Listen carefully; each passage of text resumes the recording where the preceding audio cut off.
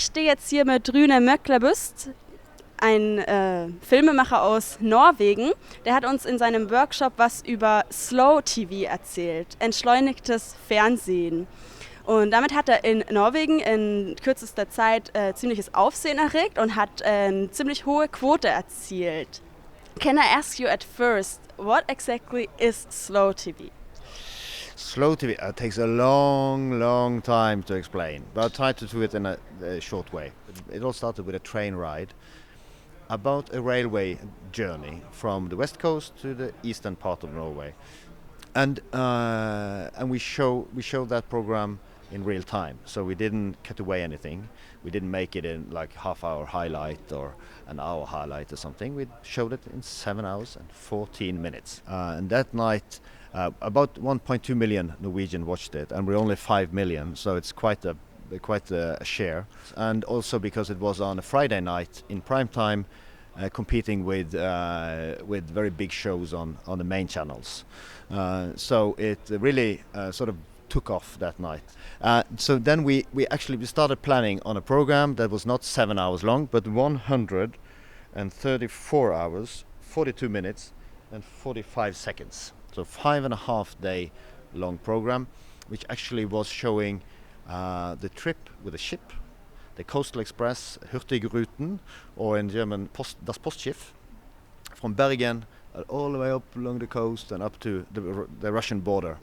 5.5 days, going day and night for those 5.5 days. This was actually broadcasted live. Yeah, it was live and not pre-recorded, but live. So we gave the people the opportunity to actually take part in the program along the route, which they did in thousands, in the boats, in the harbors, on every corner that was standing there waving to the program.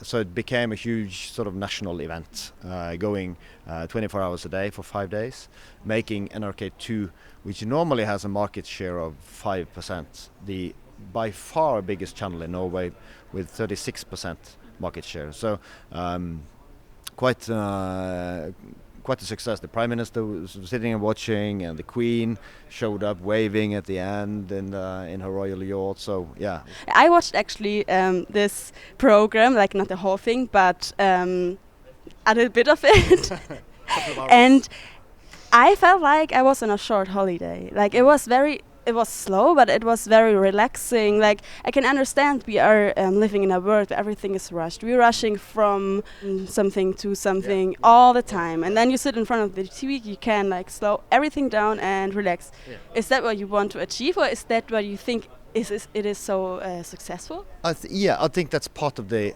success, part of the effect of it. The intention was to tell a story about our coast and about this coastal express, this Hurtigruten, in another way that it's normally done. And the most important thing was to take the audience on board the ship, taking a trip, going on a journey in their sofa. I can understand why Norwegians like it. Like you have a beautiful country, you love your country. But do you think it can also work like in different countries? Yeah, definitely. Because if you find something that stands out, because on every channel there's half-hour programs about this, half-hour program about that, and an hour program about this and that. So it's all variations of the same thing. So what's your next project, or what projects have you planned? There's actually a German project that we really want to do, which is the Standard Time project done in Berlin a couple of years ago, just showing the clock. Some people building a digital clock, which is great. You should check out standardtime.com.